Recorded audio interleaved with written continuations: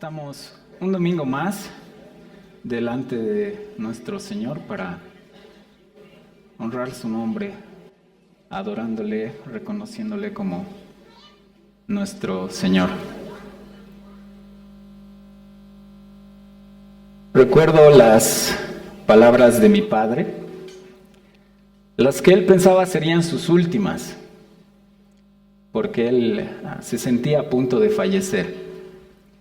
Él vive en Santa Cruz y hace un tiempo vino a la ciudad a visitarme, ¿no?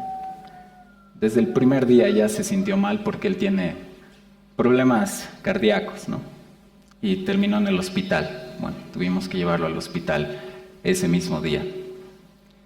Y claro, como él sentía morirse, y esa era una posibilidad, de hecho, empezó a hacerme los encargos finales, ¿no? Imagínense esa escena de decirme todas las cosas que competen al hogar, a la casa, temas de impuestos, deudas que algunas personas tienen con la familia y, por supuesto, ¿no?, hacerme los encargos finales de que en su ausencia yo cuide de mi familia. Si tú estuvieras en esa situación, si tú estuvieras a punto de morir, ¿cuáles serían los encargos? Los encargos finales para tu familia, los encargos para tus hijos. En esos momentos creo que no hay tiempo para trivialidades, ¿verdad? Cosas sumamente importantes deben ser dichas. Esta fue la situación del apóstol Pablo cuando escribió la segunda epístola a su discípulo Timoteo. Pablo en esta carta ya no estaba mostrando la esperanza que parecía sostener cuando escribió la carta a los filipenses, por ejemplo, o a Filemón, en la que él sabía que iba a ser liberado y que tenía la esperanza de verlos pronto. Pero aquí en la epístola segunda a Timoteo ya no tiene esa esperanza. Sabe que está a punto de ser sacrificado.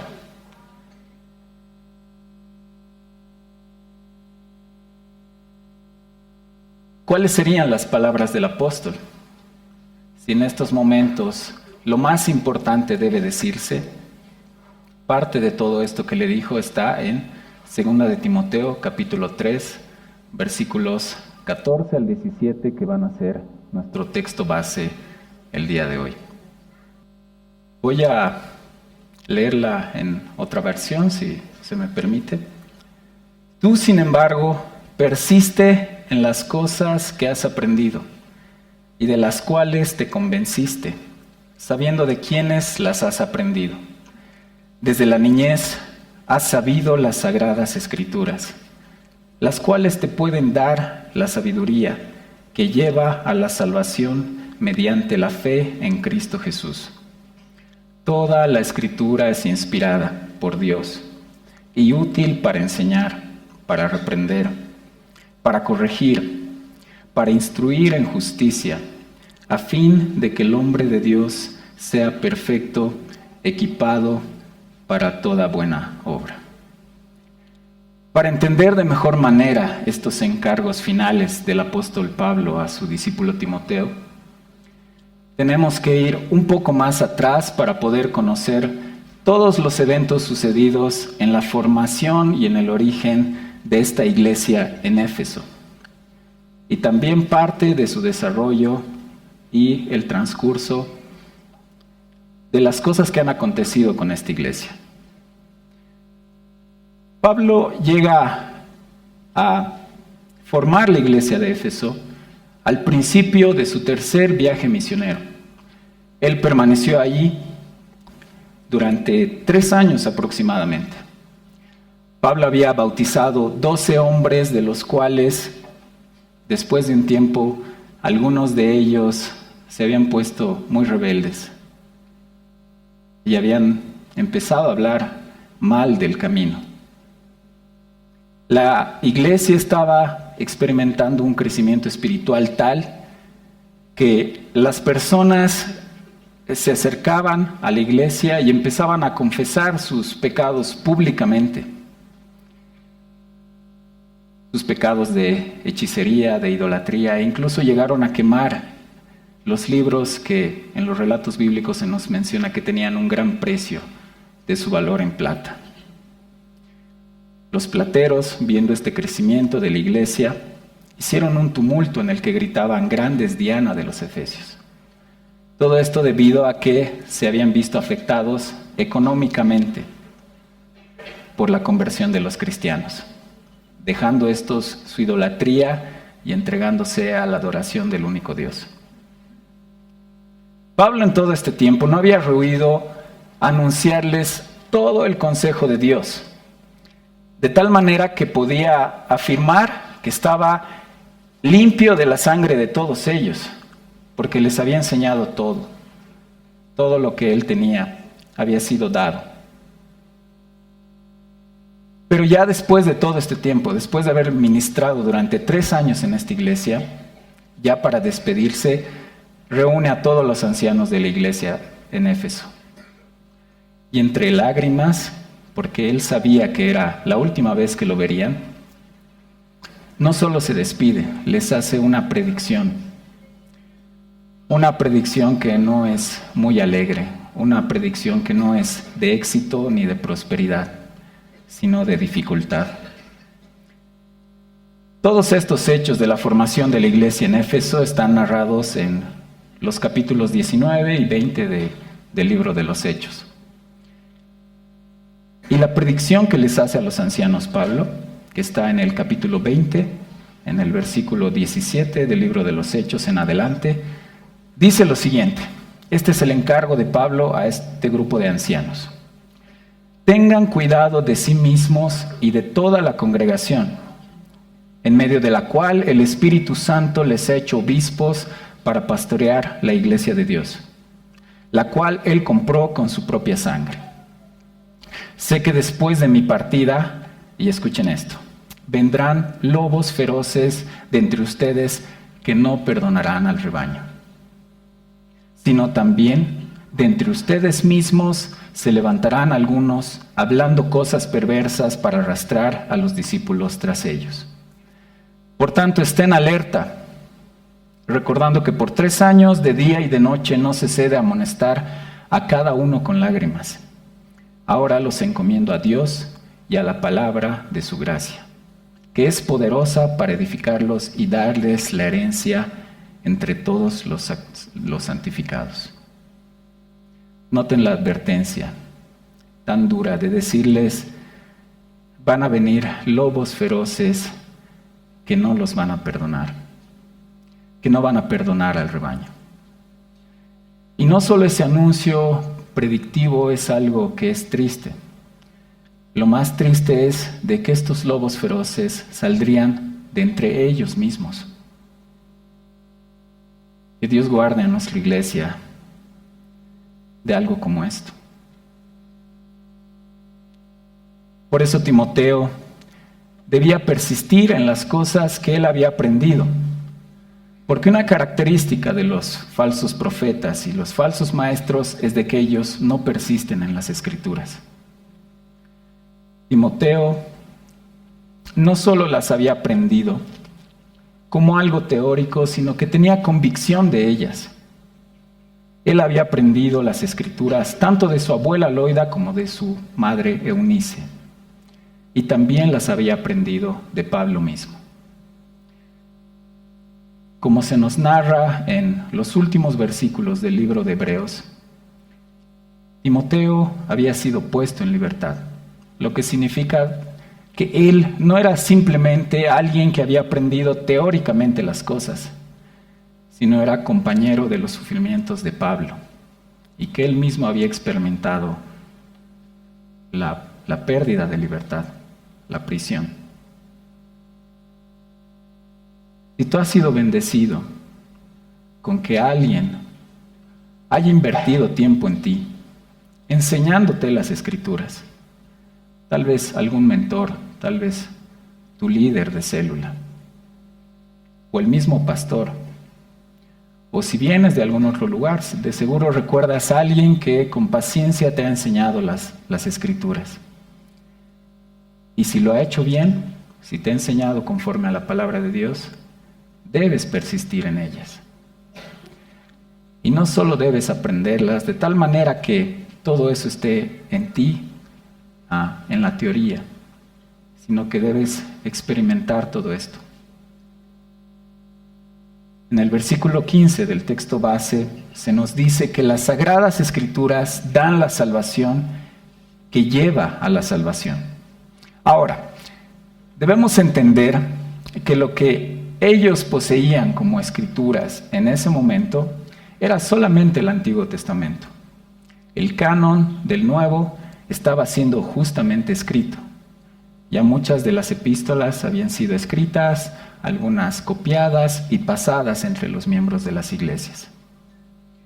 Pero a lo que Pablo se refería al mencionar estas palabras es el Antiguo Testamento, las Santas Escrituras,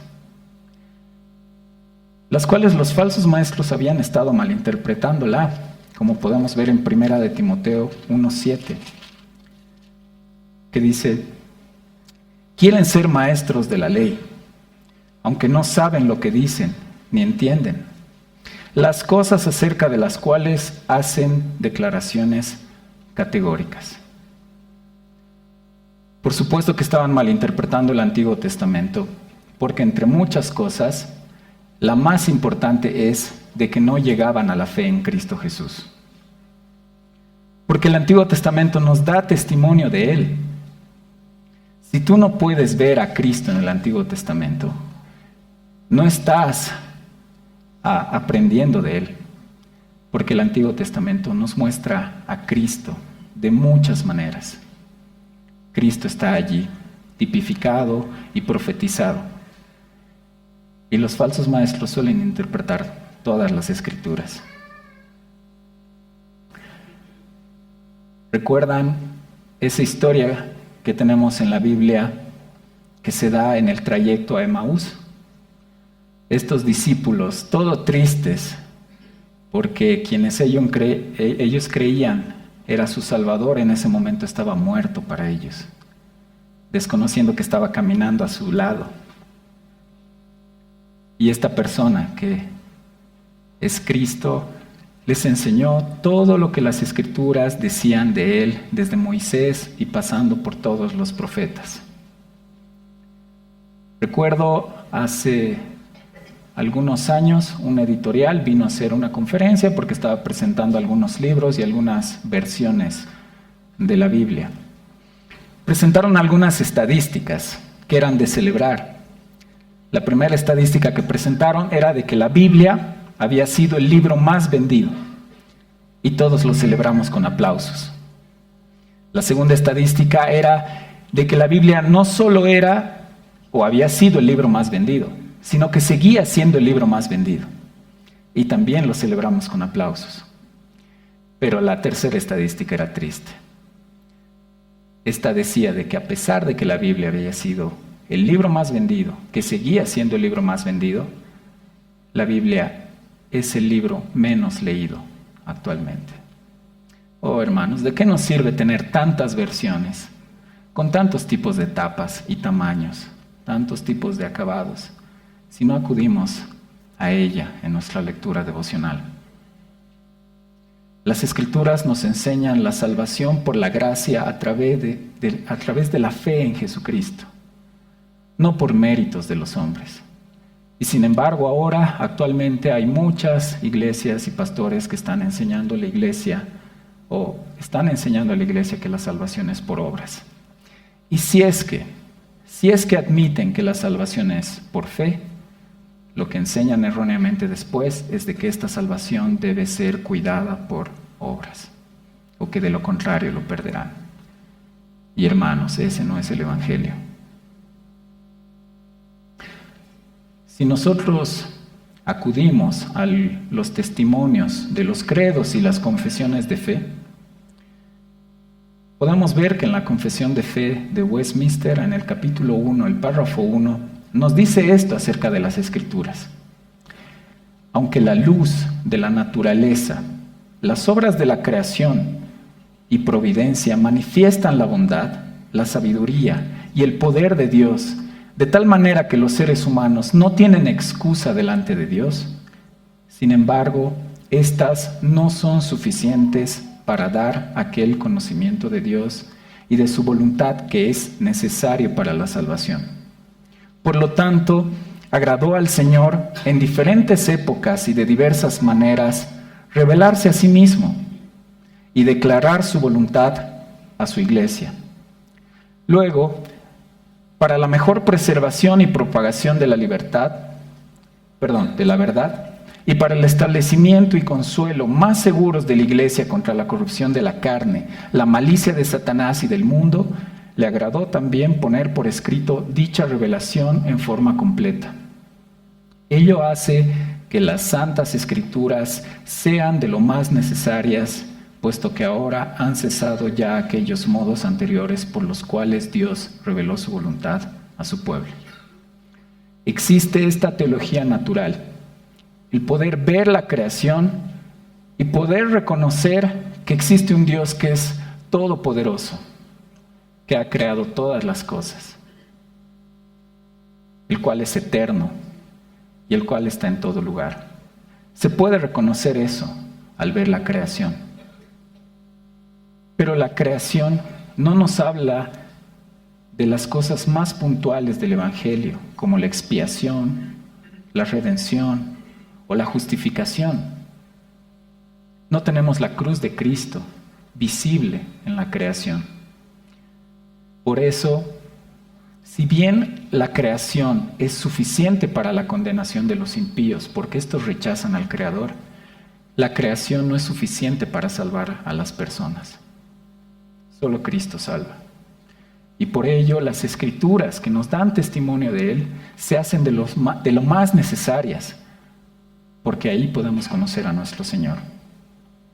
En el versículo 16 y versículo 17 de nuestro texto base, leemos que toda Escritura es inspirada por Dios y útil para enseñar, para reprender, para corregir, para instruir en justicia, a fin de que el hombre de Dios sea perfecto, equipado para toda buena obra. Es inspirada por Dios.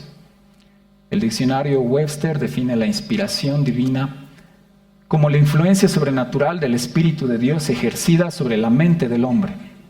Influencia que capacitó a los profetas, apóstoles y escritores sagrados para exponer la verdad divina sin mezcla de error. Hermanos, en las Sagradas Escrituras tenemos la voz de Dios. Su autoridad radica allí. Es Dios hablando, no el hombre. Según R.C. Sproul, Dios ha supervisado la escritura de las Sagradas Escrituras. Y también afirma que en última instancia el autor definitivo es Dios, no Pablo. La Biblia no contiene la voz de Dios, como afirma la teología liberal. La Biblia es la voz de Dios. Y la voz de Dios es suficiente. Es la que dice, sea la luz, y la luz es. Es la que dice, Lázaro, ven fuera, y el muerto resucita. Y es la que ahora nos está diciendo, tú, sin embargo, persiste en las cosas que has aprendido. ¿Es suficiente la Escritura? ¿Lo es para ti? Las ciencias, la filosofía, la psicología deben estar subordinadas a la verdad de Dios. Cuando tú necesitas que alguien te aconseje porque estás con algún problema muy serio, ¿qué es lo que te gustaría que te digan? ¿El consejo de Dios o las palabras falibles de hombres falibles?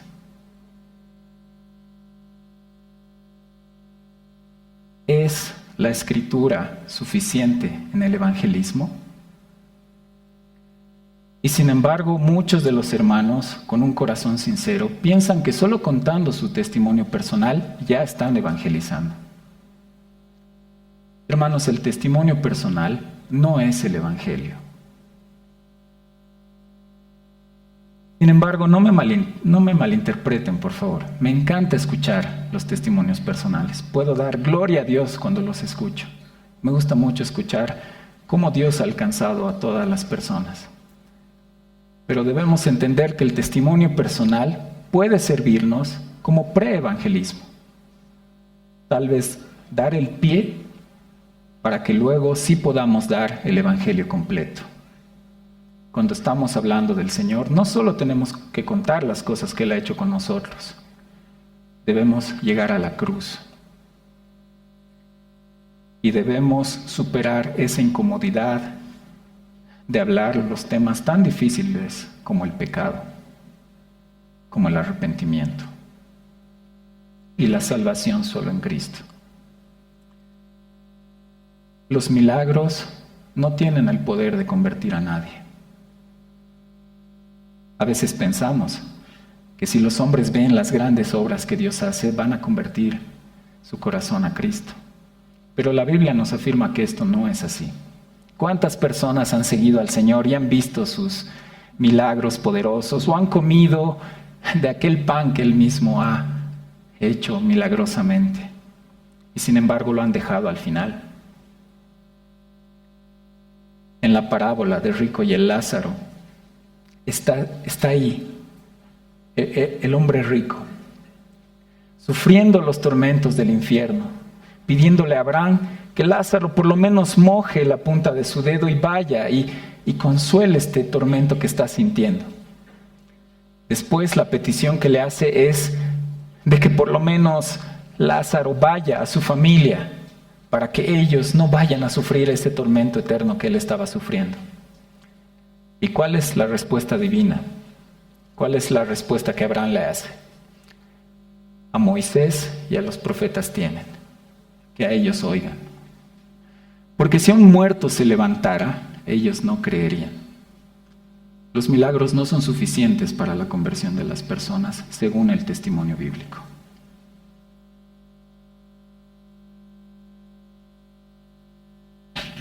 ¿Es suficiente la escritura en la predicación?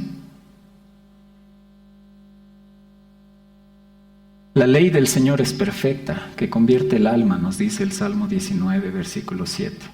Y en Isaías 55, 11 nos dice que su palabra no vuelve vacía.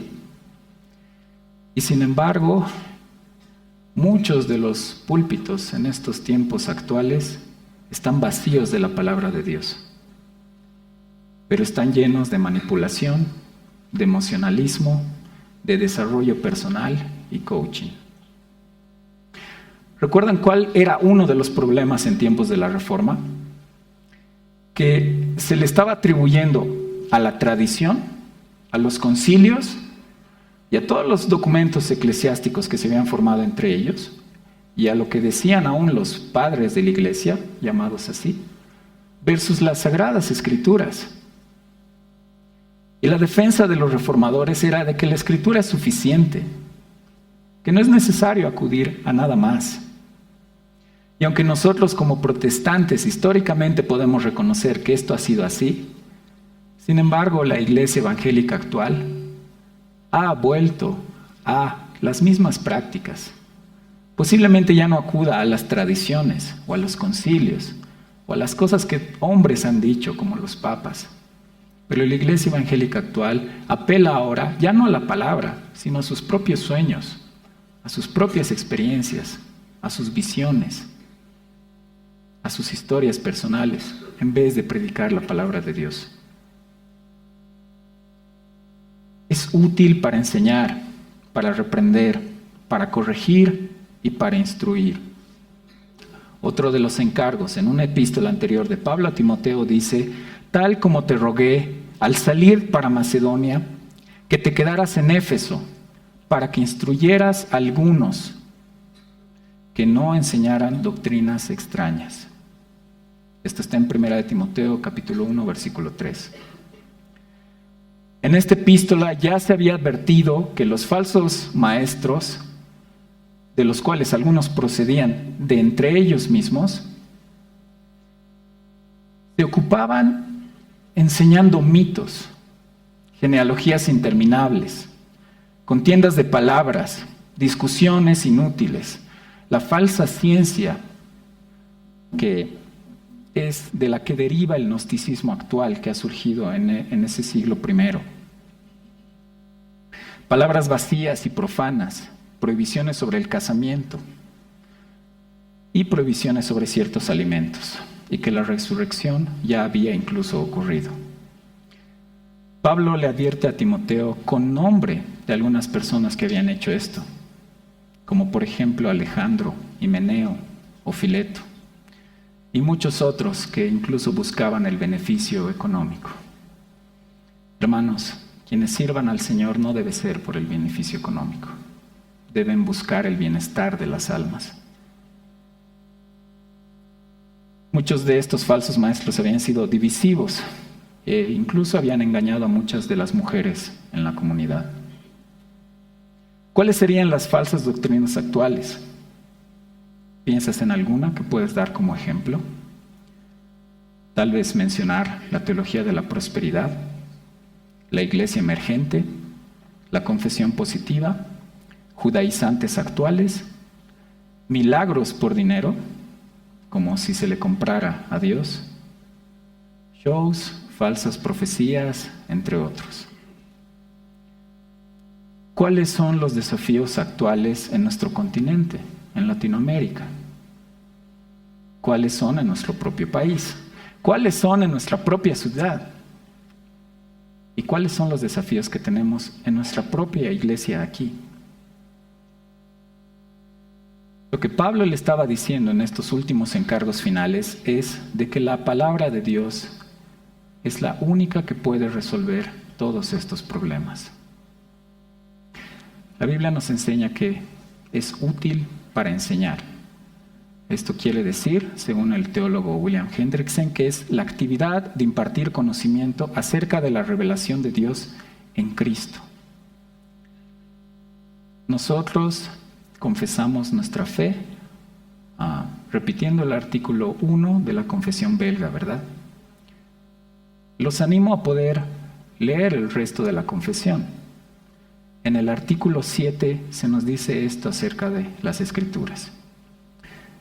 Creemos que esta Santa Escritura contiene en forma total la voluntad de Dios y que todo lo que debe ser creído para ser salvo está suficientemente enseñado en ella. Porque dado que toda la forma de servicio que Dios nos requiere está descrita en ella extensamente, nadie, ni siquiera un apóstol o ángel del cielo, como dice Pablo, debería enseñar algo distinto de lo que las Santas Escrituras ya nos han enseñado.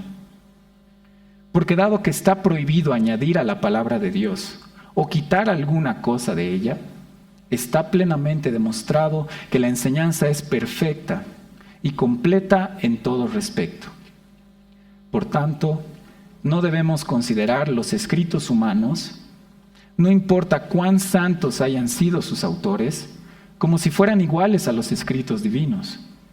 Ni tampoco deberíamos poner la costumbre, la mayoría, la época, el paso del tiempo o las personas, los concilios, decretos o decisiones oficiales por encima de la verdad de Dios. Porque la verdad está por sobre todo. Porque todos los seres humanos son mentirosos por naturaleza y más vanidosos que la vanidad misma. Por tanto, rechazamos de todo corazón todo aquello que no concuerda con esta regla infalible. Tal como los apóstoles nos enseñaron cuando dijeron, prueben a los espíritus, a ver si son de Dios. Y también no reciban en casa o den la bienvenida a ninguno que venga a ustedes y no traiga esta enseñanza. Bueno, entonces, si estoy haciendo una defensa de que solo la Escritura es suficiente para que nosotros podamos agradar a Dios y vivir de la manera correcta, ¿por qué es que estoy citando teólogos o confesiones o credos? La sola Escritura no se refiere a que no acudamos a nada más.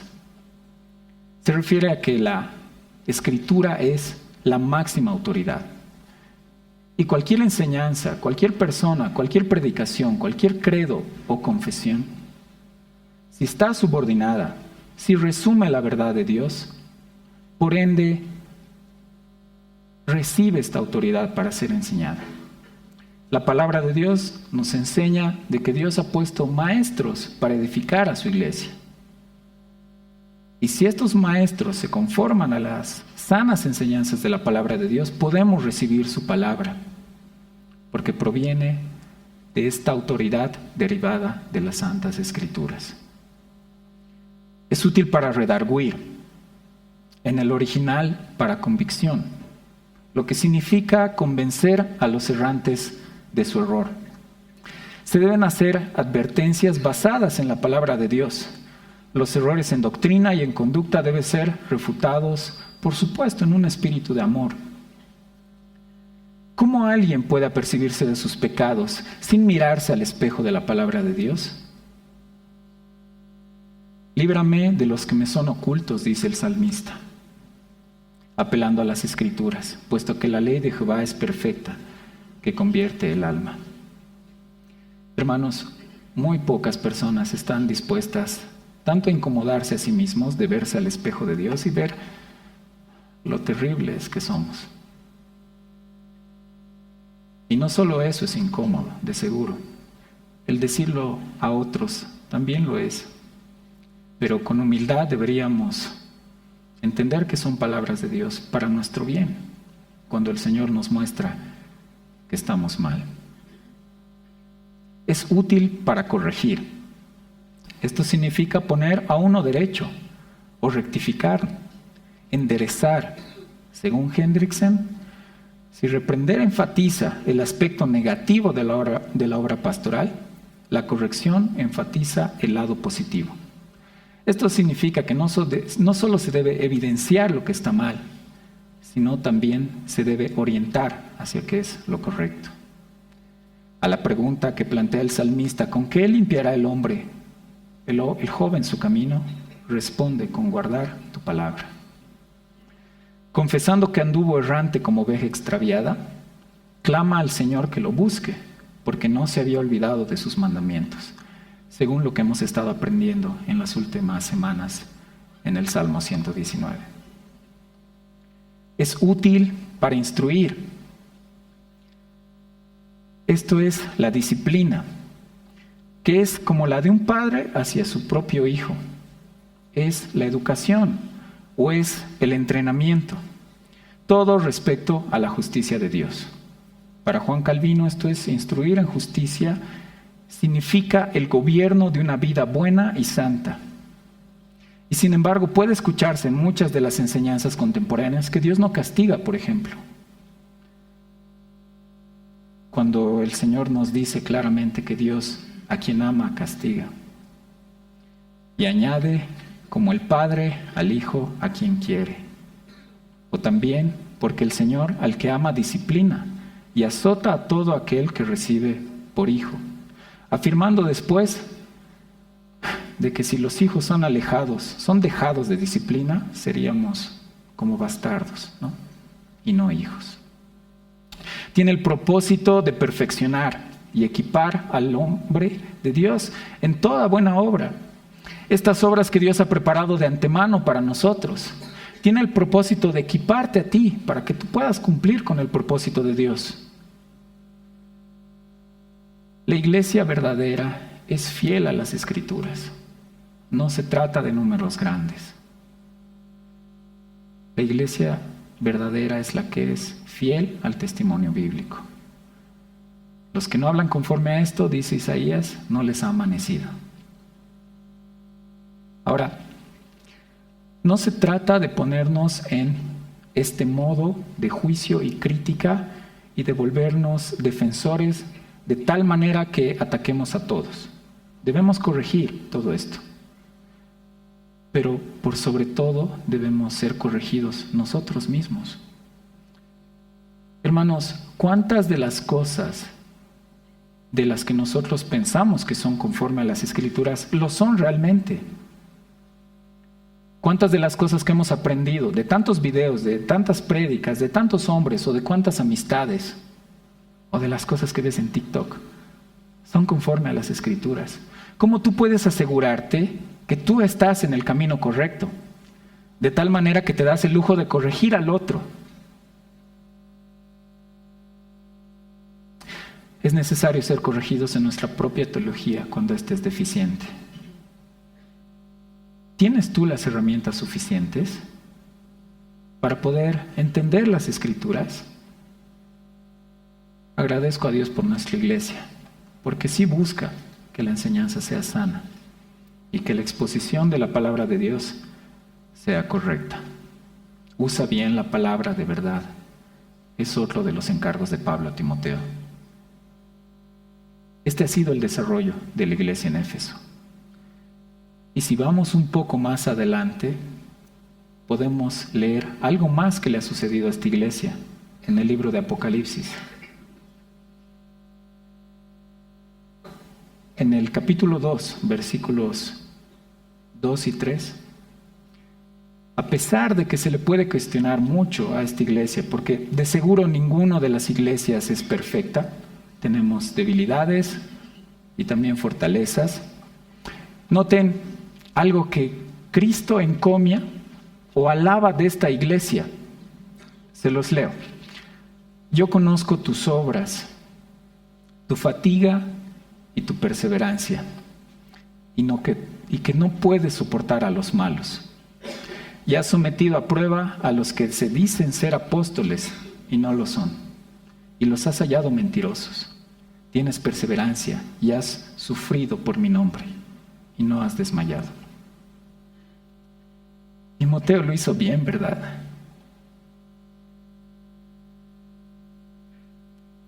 Esta iglesia logró el discernimiento tal que podía reconocer quién venía de Dios y quién no, quién era falso y quién era mentiroso, y quién venía con el mensaje de verdad.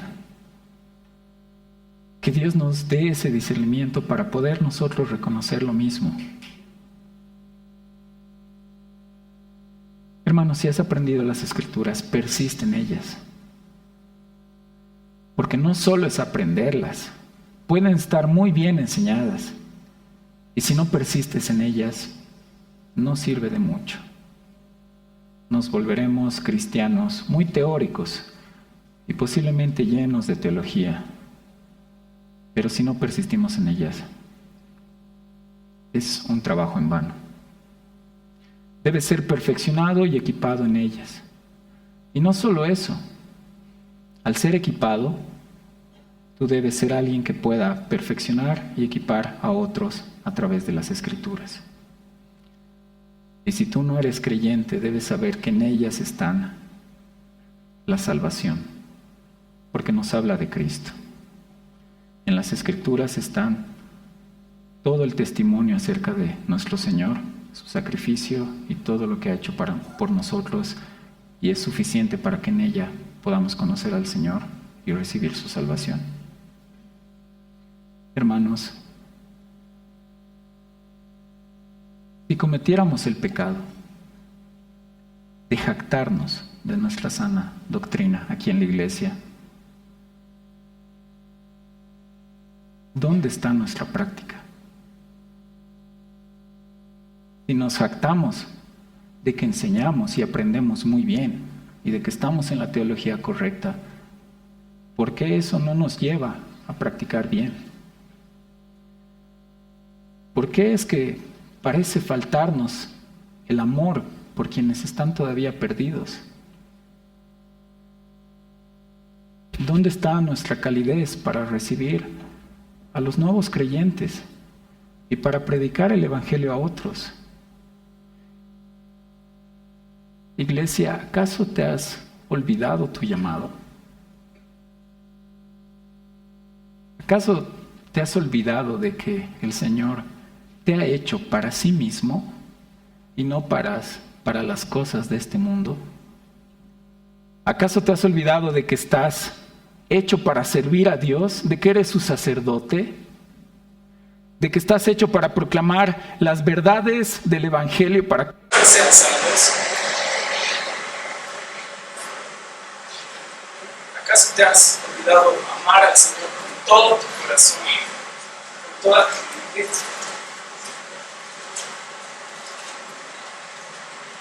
¿Te has olvidado que Dios te ha dado dones para el servicio de la iglesia? El Señor nos ha dado dones para servir. Y el llamado ahora para ti es de que si persistes en la sana doctrina que se nos es enseñada, gracias a Dios desde este momento, puedas ahora practicarla y vivir para su gloria. Hermanos, hay tantos en los ministerios en la iglesia que necesitan que tú te unas y que te involucres para poder servir al Señor. Si ya lo estás haciendo, oye Dios, recibe fuerzas de Él para continuar en esto. Y si no lo estás haciendo, te animo, porque Dios te ha dado muchas cosas que son valiosas para glorificar su reino. Acompáñame. Oh Señor Santo, Dios ten misericordia de nosotros. Te damos gracias porque tu palabra nos es enseñada y tu Espíritu Santo nos ayuda para poder entender. Tenemos tu ayuda, Espíritu Santo. Pero Padre, que no solo seamos oidores olvidadizos, que nos vemos en el espejo y luego nos olvidamos la apariencia de Cristo. Dios, gracias por tus dones impartidos, tu enseñanza impartida a nosotros. Señor, ayúdanos a persistir en las santas escrituras, que son tu voz, las que nos da vida, las que vivifican nuestro corazón.